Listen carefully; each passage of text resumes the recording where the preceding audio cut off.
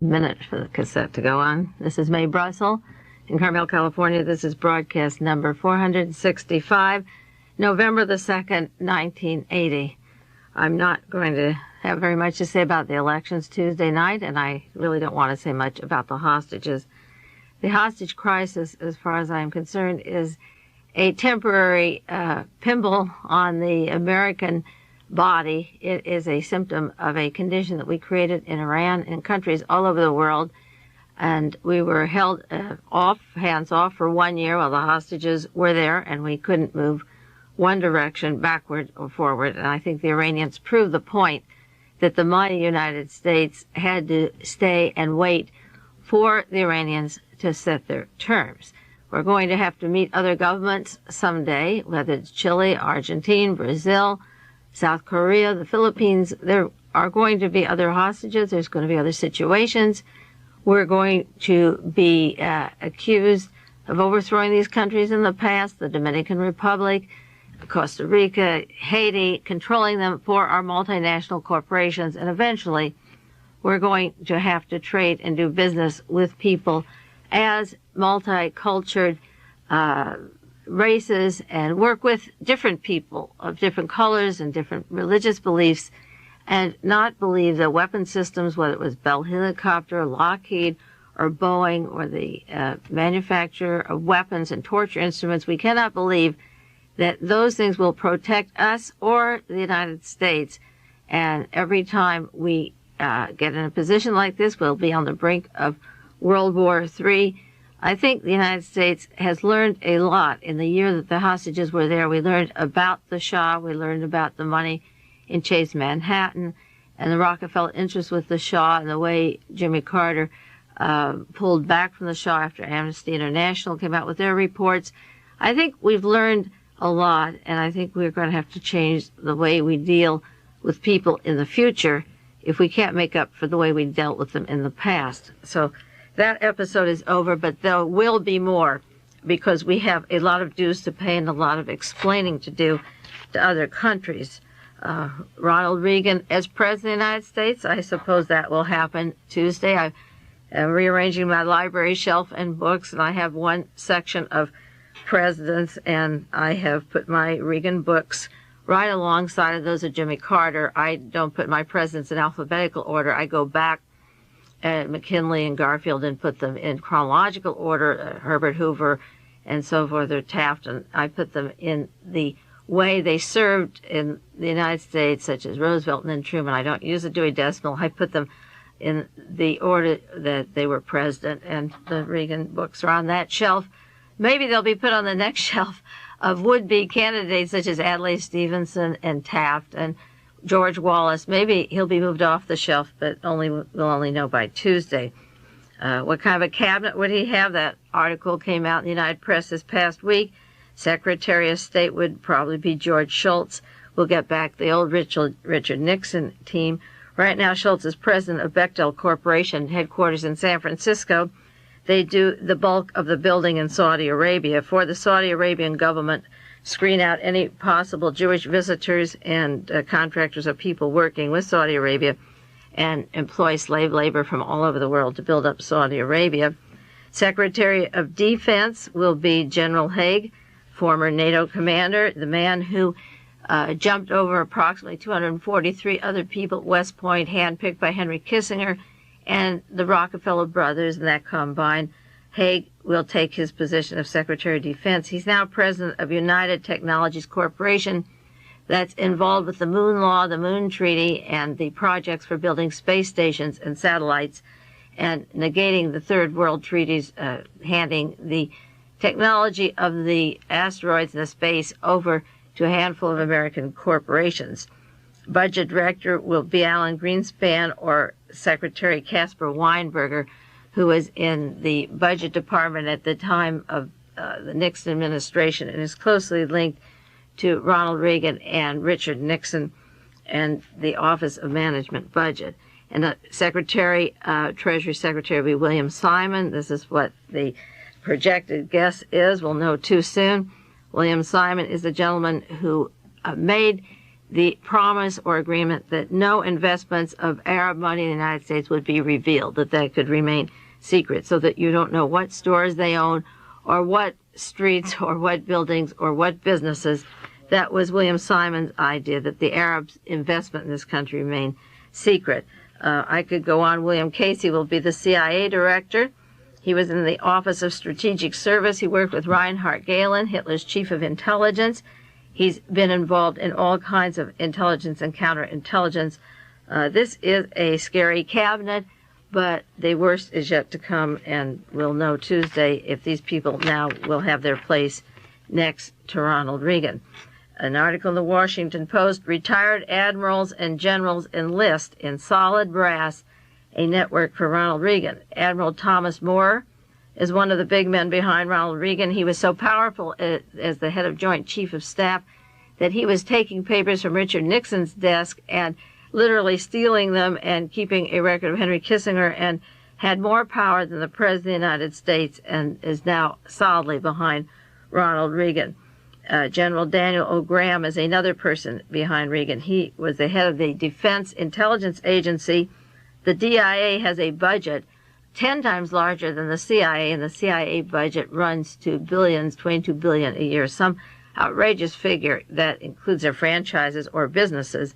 But in a little while, I'm going to talk about a $50 million of the CIA that is missing now and floating around, involved in heroin traffic. So you could take $50 million in heroin and turn it into hundreds and hundreds of millions of dollars on the world market. This includes admiral from the Navy involved in the Central Intelligence Agency and the top military in this country. The military are behind Reagan almost 100%. There's a scandal in the Wall Street Journal in the last week or so about Ronald Reagan's buddy Richard Allen and his influence with a Japanese firm at the time that he worked for Richard Nixon.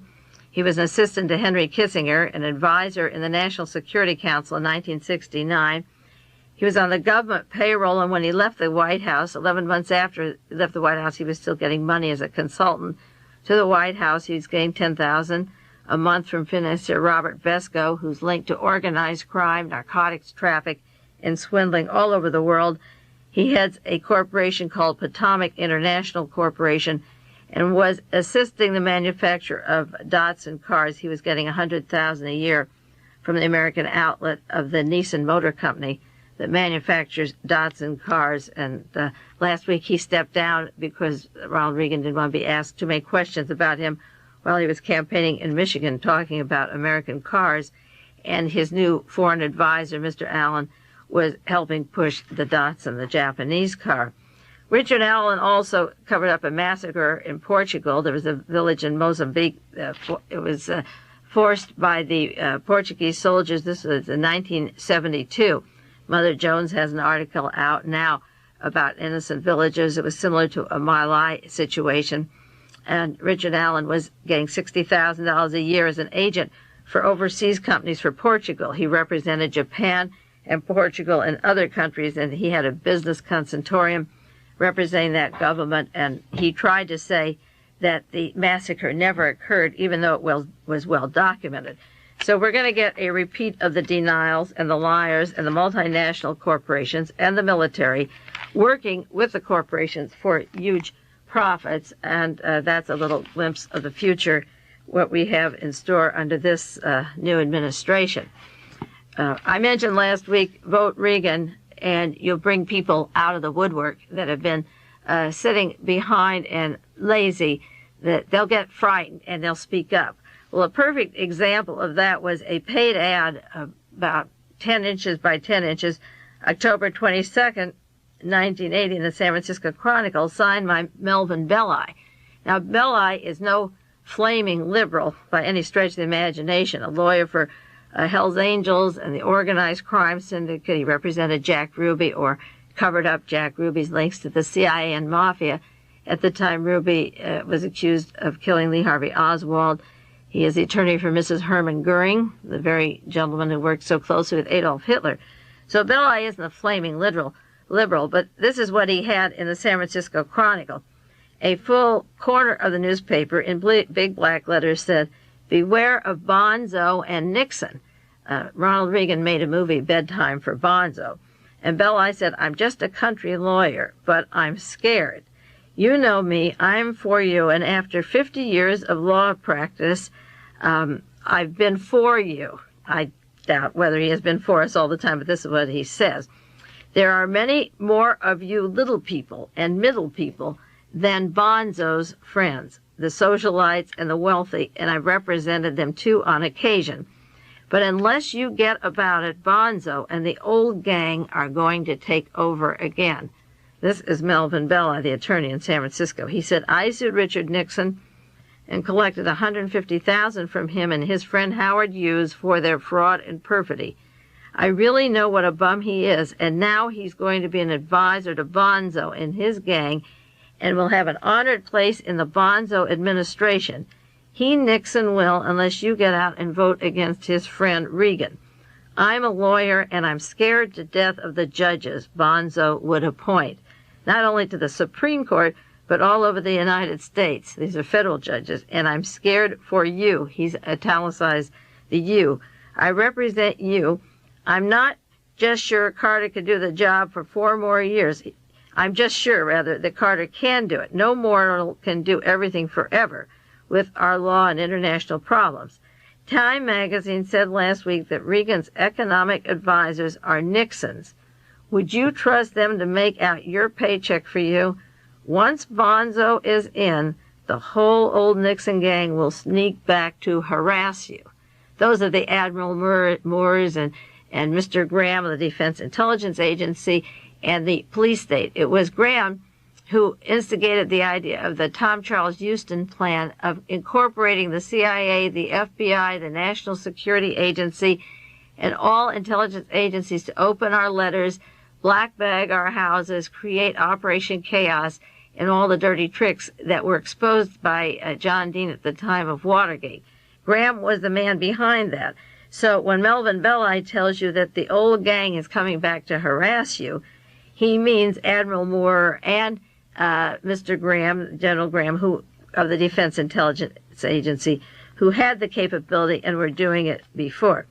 He says, wake up and get out and work for Carter, or Bonzo is going quietly to slip in. You don't know all or anything about him because even they are scared of him and have kept him under wraps. They are going to try and sneak him in, and boy, would you find out then, to your sorrow, who they are. He has they with quotation marks around it. I know who they are because I've studied it for years. They are the team that put Adolf Hitler into power. They're the team that, after World War II, starting in 1943, reorganized to come to the United States and form our National Security Council. This team has worked their way up through a series of continuous assassinations and murders, and now Bonzo is going to have his election day. And Melvin Belli signed his letter. Don't make me raise the black flag over my office building on election day. The thing that's interesting about the desperation of this letter, and those of you who know me know how little I think of Melvin Belli actually in the conditions that he's gotten us in and the lies he's told.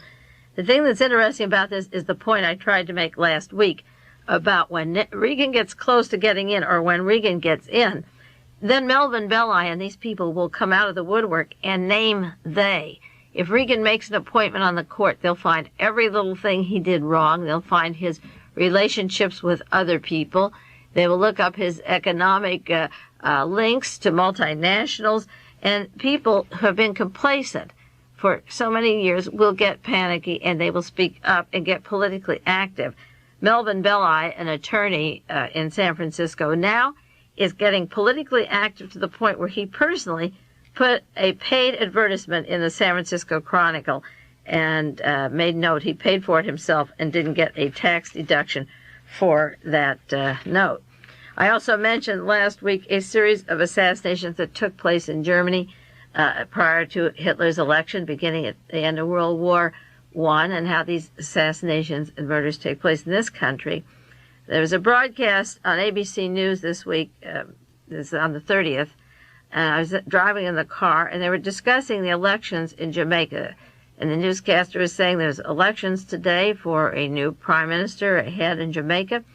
This country has been torn with strife, the announcer went on to say. Over 750 people were killed this year involving the elections. So in order to get Manley out and get a new person in power in Jamaica, it became a matter of course. It's like you say, 923 were killed at Jonestown. They casually said in order to get that election in Jamaica this year in 1980, over 750 people had been murdered. And goodness knows how many politicians and opponents, say, to the administration that's in now, were murdered in order to get this Harvard-educated person down there to take control of the Jamaica government.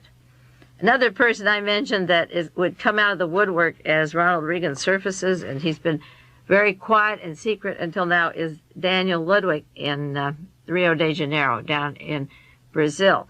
And sure enough, the New York Times has an article, Ludwig may cut his Brazil project. But there's a couple of things in this article that are terribly important to our future, much more important than the hostages or even Reagan or Carter.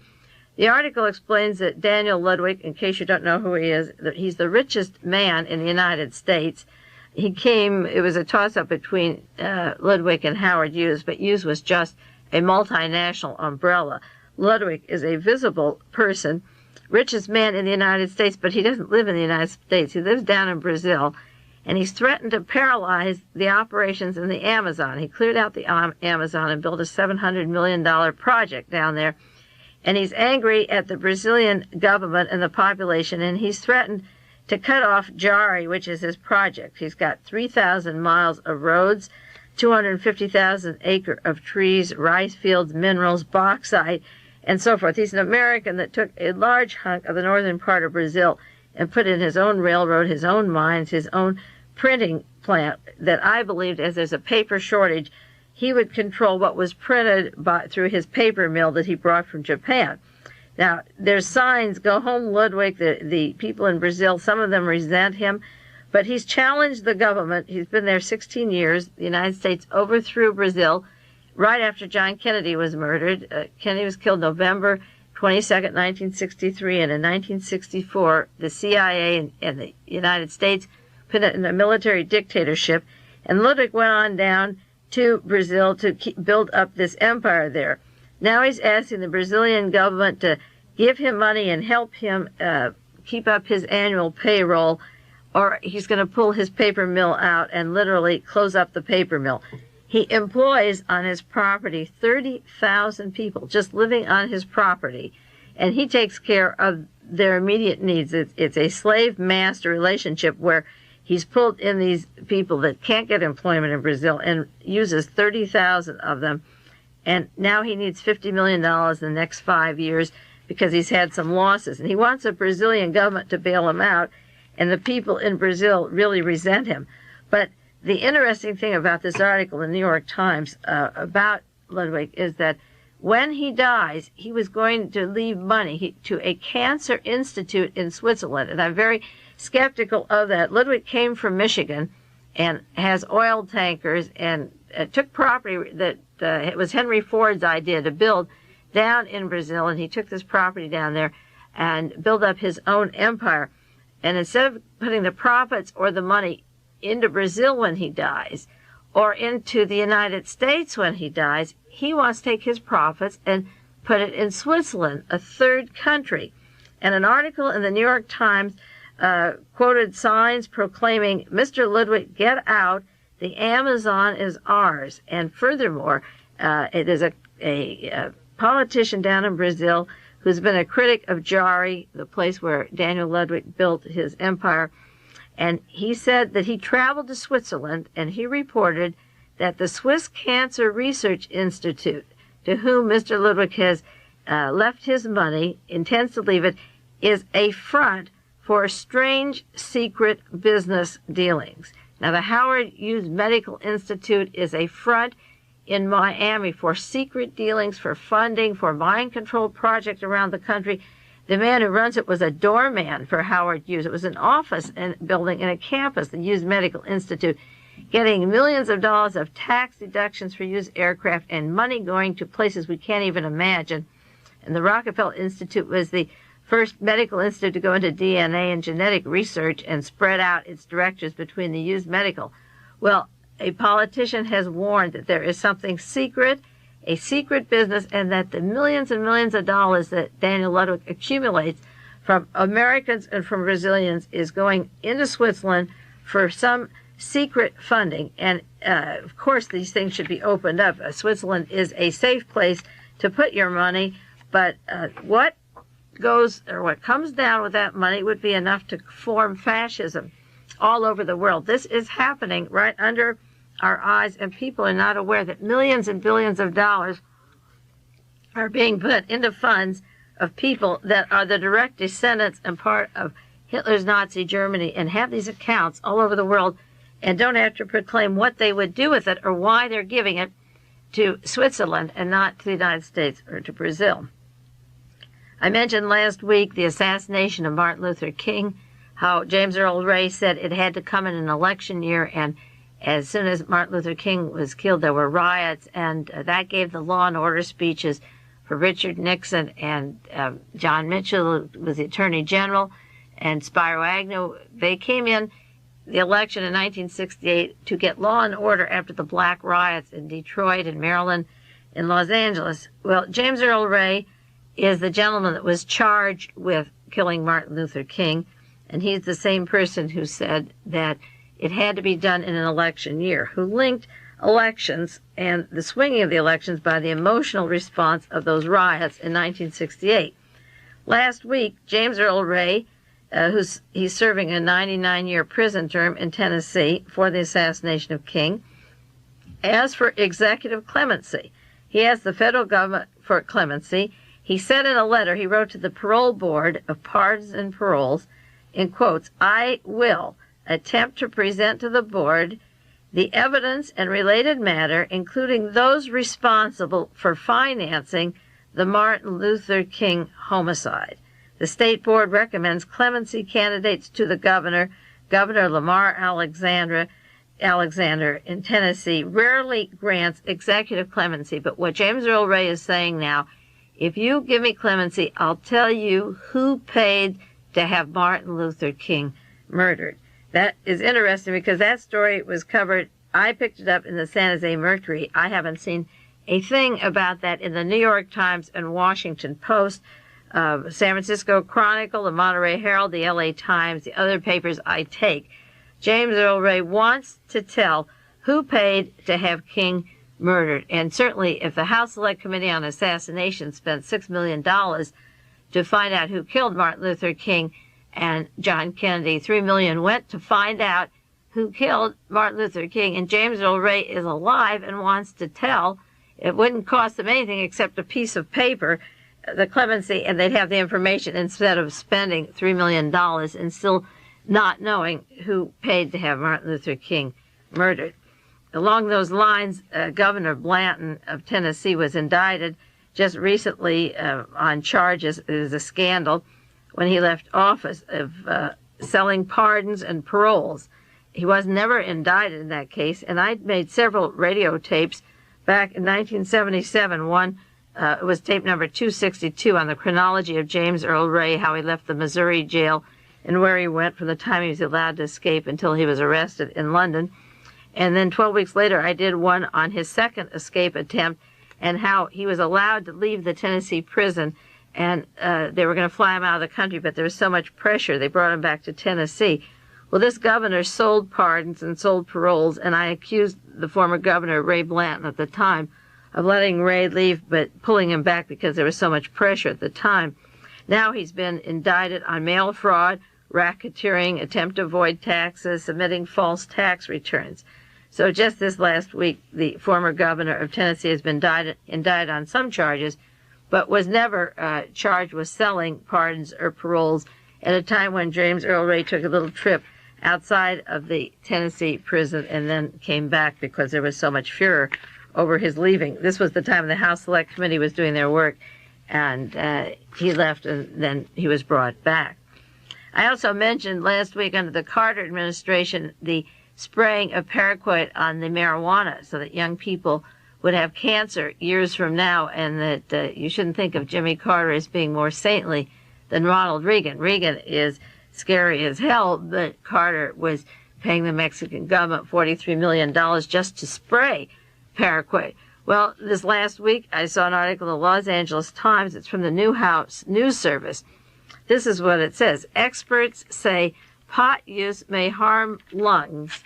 Evidence hints at long-term risk of cancer and emphysema.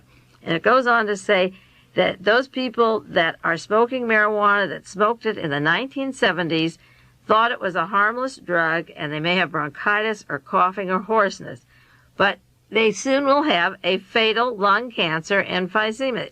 Dr. Robert DuPont of the American Lung Association says it's only a matter of time.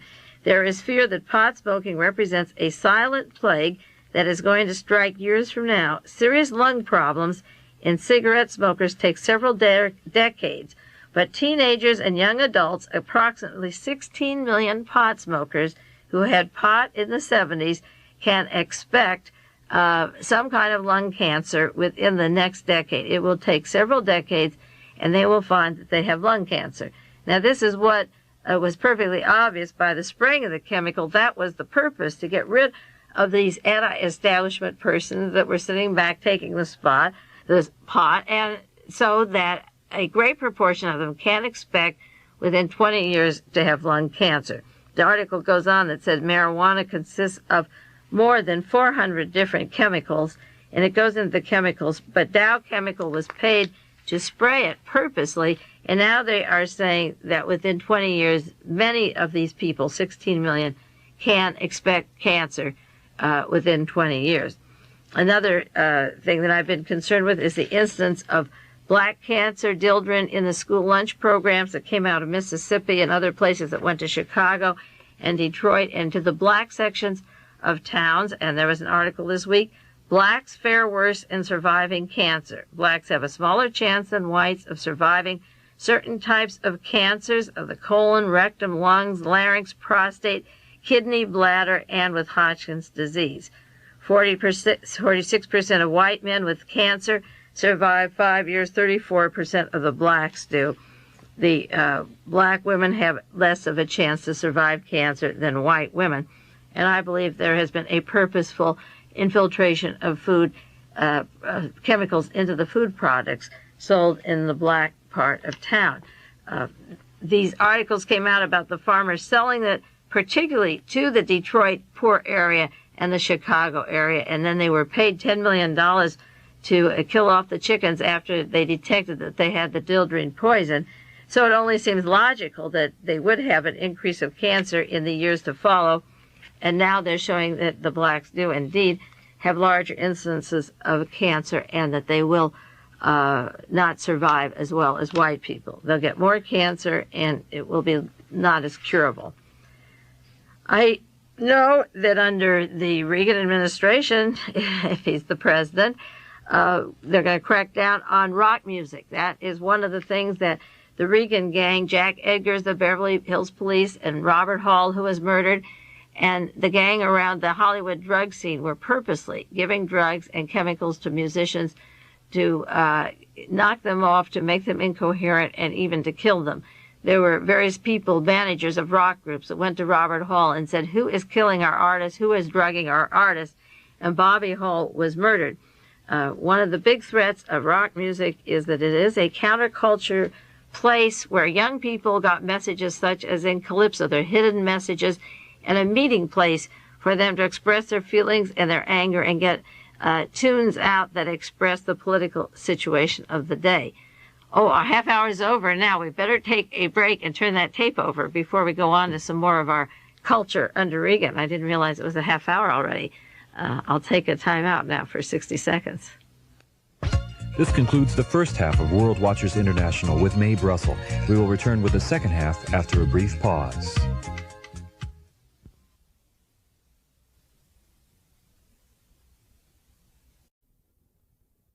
listening to World Watchers International over FM 102 KLRB. Now back to Mae Brussell. Okay, there's a big presidential inaugural celebration being planned for Washington, D.C. It's going to be put on by the religious community. They've invited the United Council of Churches, the Moral Majority, the Catholics, the Baptists, the Mormons, the Evangelicals. Johnny Johnson was former Assistant Secretary of the Navy. James E. Johnson is his full name. He worked under Mr. Warner, who was Undersecretary of the Navy, and then Secretary of the Navy, John Warner. Johnson is planning this religious service in Washington, and he's served under Ronald Reagan's cabinet in California for 2 years. Went into Civil Service Commission in Washington, D.C. He's going to have a party, and it's going to be music. It's going to be church music, and they specified no rock musicians will be allowed. There will be spiritual music, gospel singing, and so forth. No drinking and no rock music. You can see crackdown on the rock musicians when Reagan is in power, because the youth and the appearance of youth combined together is a threat to that administration and the power that they have over people. This occurred in California, and it'll go on a national basis. The police chief in Milwaukee this week said he wants to stop rock concerts, and that will be catching on all over. A typical election accident or near death, Representative Gladys Spellman, I don't know if she'll live or not. She's a Democrat from Maryland. She's unconscious and in critical condition. She's a young woman, and she had a heart attack. There aren't that many women running for Congress at any time, and she's running against a Republican opponent, Mr. Igoe, I-G-O-E. She was struck in Laurel, Maryland. That's the town where George Wallace was shot, and those hunk of votes, 46 million votes, were then turned over to Richard Nixon that secured his presidency if he needed them. There's another airplane crash in Virginia, 1978. Richard Obenshain, O-B-E-N-S-H-I-N, he was a Republican Senate nominee, and he ran against John Warner, former Secretary of the Navy.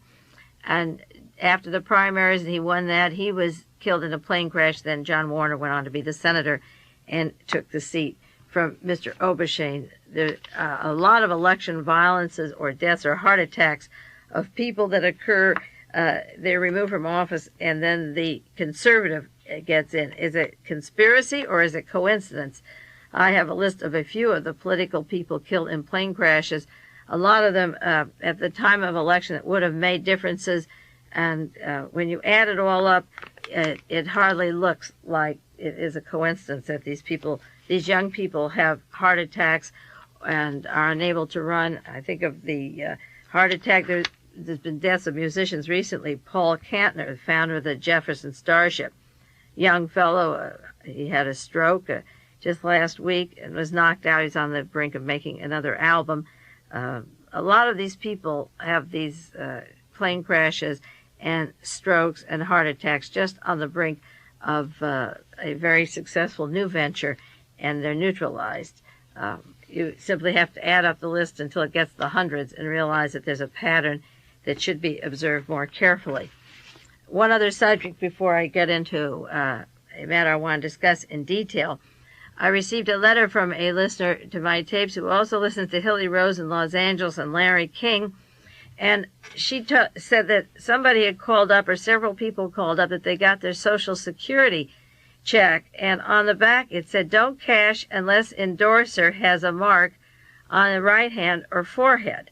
And this woman knew about my fear of police state and Alternative 3, the plans for space stations and so forth, and called Social Security office, and they said that if your Social Security card or your check has that, ignore that wasn't meant until 1984.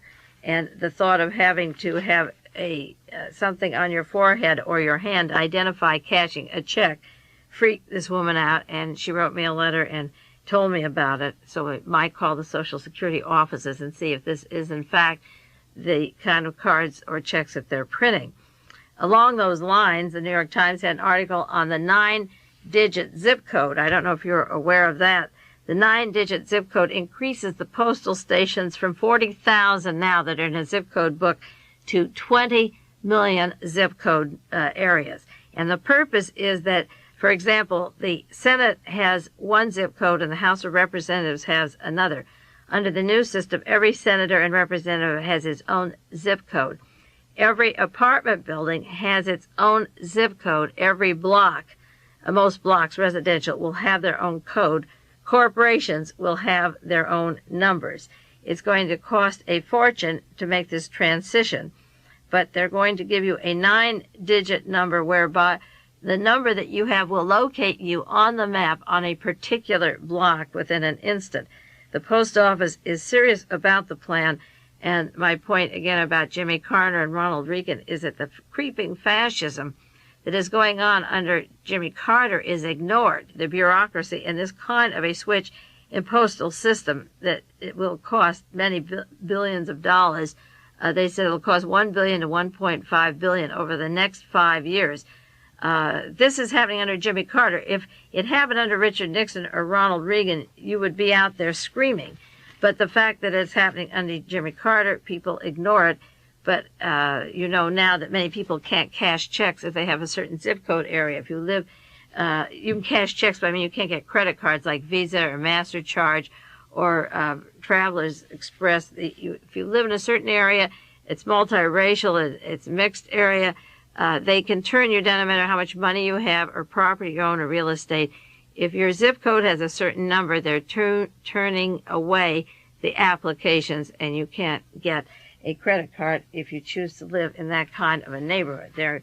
That's their way of punishing you if you have a tolerance for living with other people different than yourself, not different than yourself, but maybe outwardly.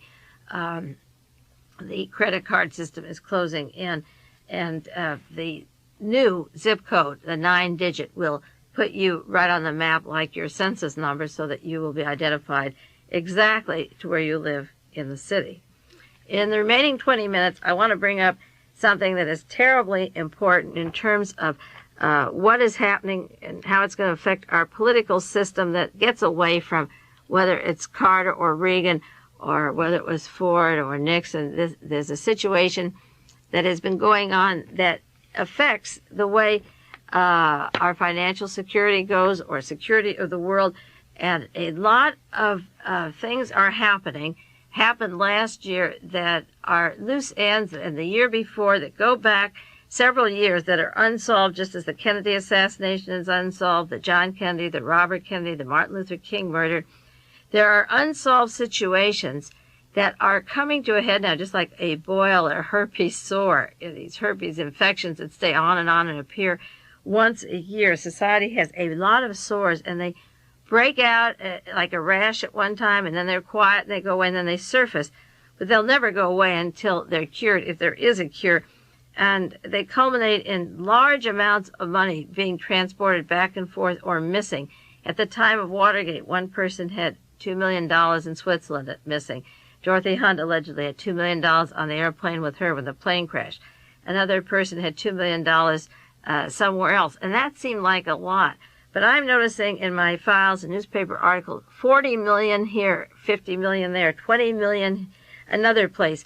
Bank robberies, 30 million taken, jewels, 20 million, and never accounted for where it's going or who is using this money. Now, in 1978, in September through October 1978, the House Select Committee on Assassinations was covering the John Kennedy assassination and was getting some interesting testimony about a man, Yuri Nosenko, and the Eastern Division in the Soviet Union where Lee Harvey Oswald worked, and the relationship of the Central Intelligence Agency was carefully avoided by the House Select Committee. But this testimony was going on in 1978, and John Hart from the Central Intelligence Agency was testifying at the House Select Committee September 15th. And 1 week later, September 23rd, an agent of the CIA who worked with Hart, whose wife worked with Hart, John Paisley, was found dead on a yacht outside the harbor in Maryland. Paisley's body was weighted down, and later the hands were cut off, and he was cremated, and there was no trace of that body when it was discovered. And the Central Intelligence Agency said it was John Paisley. That was a week after John Hart, his co-worker, had testified. Then, along with Paisley's death in that 1978 period, in November, was a time when Pope John Paul II came into power, when Pope John Paul I lived 30 days, and there was no autopsy, and that body was disposed of at the Vatican. And the other Pope came in, and I did 4 tapes on the House Select Committee, and then I did some on the Vatican and the links of this Pope to I.G. Farben and the Nazis during World War II and Auschwitz. And that was never resolved, the role of John Paul II or how John Paul I died. There were letters, articles in the newspapers, headlines in Italy that he had been poisoned. And then right after the Pope took over, John Paul II was Jonestown in December of 1978 through I did 4 or 5 weeks of tapes and have updated them constantly, the Jonestown story. So we had the House Select Committee, and at the time of the Jonestown deaths, a man in England was found dead. Shortly afterwards, Christopher Johnstone in Great Britain, and in January 1979, the same time as Jonestown was breaking, Frank Nugen was murdered. And I'm going into these people because there's common denominators in John Paisley and Frank Nugen, and later Christopher Johnston. A man was murdered in Great Britain. And the Paisley story, after the House Select Committee worked on Paisley, and the Vatican had this change of officials from the elected Pope to a new one that took over 30 days in Jonestown. Then there was the death of Rockefeller early in 79, and these were cataclysmic events that had interrelated, interlocking cast of characters and people that were unresolved. They related to each other in ways that I had studied for years, but they dangled as separate entities. The Jonestown, the Yuri Nosenko, Hart, John Paisley connections, the Vatican connections to Nelson Rockefeller and Michael Sindona, and the money from the Vatican to Richard Nixon's campaign, and to links to the Central Intelligence Agency. So all of these events were happening one after the other. The story of Paisley and the Jonestown, and all of them, they followed within a few weeks of each other, just like bombardment of news events, and they were left unresolved. And then just this last August, a couple of months ago, I mentioned briefly last week, there was an article in the London Times, The Bank, the CIA, Heroin and Murder, 12 Missing or Dead. Another article by Maxine Cheshire in the Washington Post, Friday, September 26, 1980, The Murdered Banker's White House Connections. And it goes into a man named Frank Nugen and his bank, and he died in January, the same time as Jonestown, and he had links to Hamilton Jordan, who was close to Trujillo's in Panama, and Jim Jones had money investments in Panama. And then the small newspaper, The Globe, that's on the stands, like the Star and the Enquirer, had an article on this affair this last week. Slayings link the CIA to a drug ring. And in essence, what these 3 articles are about 12 people who have been killed or missing, and the common denominator between these are a constant set of murders on 4 continents, and they involve the Central Intelligence Agency and a bank that the CIA used to fund its heroin connections and narcotics deal, and a man named Mr. McDonald, who had a yacht with John Paisley, who worked and at his recreation with Paisley, who was on the board of directors of a bank in Australia called the Nugen Hand Bank. Now, the bank lost $50 million that's out floating somewhere, and nobody claims it. Nobody knows where it is. And they have banks in the Cayman Islands, and we're working with Trujillo's and Hamilton Jordan and had connections there. Jim Jones was into gun running, narcotics traffic, mind control experiments, and had banks in 8 different places, in Switzerland and in London, in Panama, and in the Caymans and Barbados.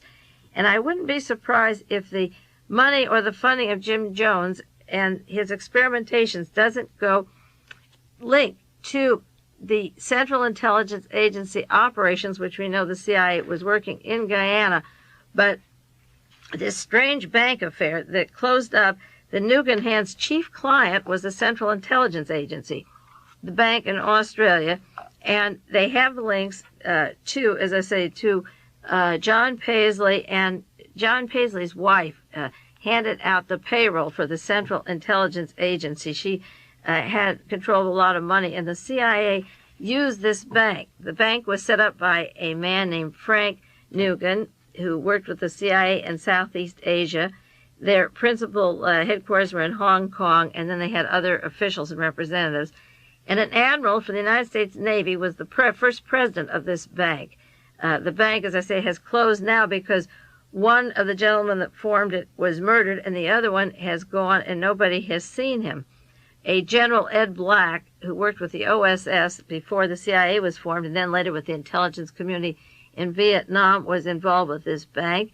A flight engineer from Civil Air Transport who worked for the CIA in Taiwan with flight services is involved in this bank. And the important thing is that this large amount of money is invested somewhere. The bank was involved as a funding operation for the CIA. It's linked to the disappearance of John Paisley.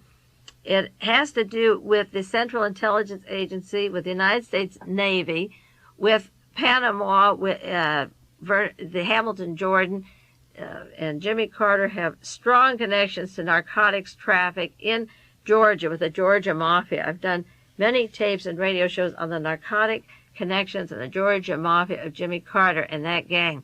And this bank was a headquarters for the combination of heroin and the CIA. Now, what is happening is that where the CIA is pinpointed as being part of a drug operation, naturally, many people have to be murdered because it would look really bad for the United States intelligence to be in the narcotic business. You have to read The Politics of Heroin in Southeast Asia and many books on the Vietnam War to realize how deeply involved the CIA was with Air America and other operations in bringing home narcotics in the dead, the cavities of soldiers that were dead, bringing to this country. Many mortuaries in this country send bodies back and forth from other cities with narcotics in the cavities of these bodies. If somebody lives in Michigan and they die in California in a car crash, they are filled with narcotics that are shipped back there in the cavities of these bodies. I was told this by a man who works for an undertaker up in Santa Cruz, and I've read it over and over again. Another person involved with this bank is a Lord Monaghan, a British peer, former peer in Great Britain, and he's wanted in Great Britain for fraud, and he's living in Manila right now. The Nugen case, it's referred to, the Nugen Bank, has closed. And in the future, you're going to hear a lot about this bank. It can't be a dead issue because, as I say, there's 12 people that are dead or missing that are linked here. And the Paisley connections, John Paisley and the Central Intelligence Agency, and the deaths of these witnesses just at the time of Jonestown. Frank Nugen died just in January 79, at the same time as Jonestown.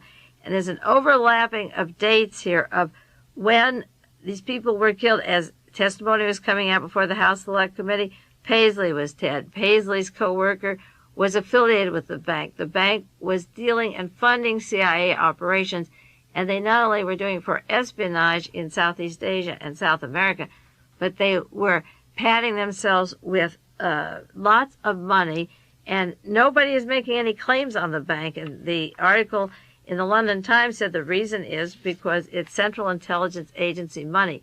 Now, you give them $50 million and unlimited heroin traffic, and they can put almost any police state into power that they want. They don't have to have Congress allocate them a budget. With that kind of money, they can turn it into more narcotics and more cash, and it will keep feeding itself, so that the Central Intelligence Agency will always have the money it needs to put in military dictatorships all over the world. Maxine Cheshire wrote about John Golden. This is a gentleman that was a roommate of Hamilton Jordan, who made the introductions of Frank Nugen, the fellow who died shortly after he was introduced to Jimmy Carter. And it seems that very many people around the Carters, such as Jim Jones and Mr. Gacy in Chicago, and I mentioned the Ippolito father and son, James and Jimmy Ippolito, that were murdered after they were with the Carters.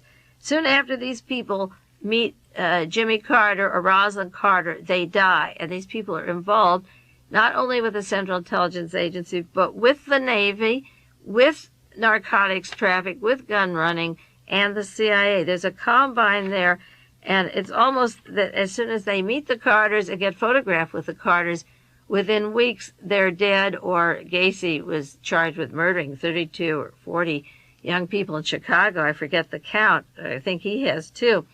But there's a close link of Hamilton Jordan. He's like a protege of General Omar Torrijos. And at one time, Torrijos was going to be picked up for his narcotics traffic in Panama. And Hamilton Jordan and that mafia group from Georgia are close to Torrijos.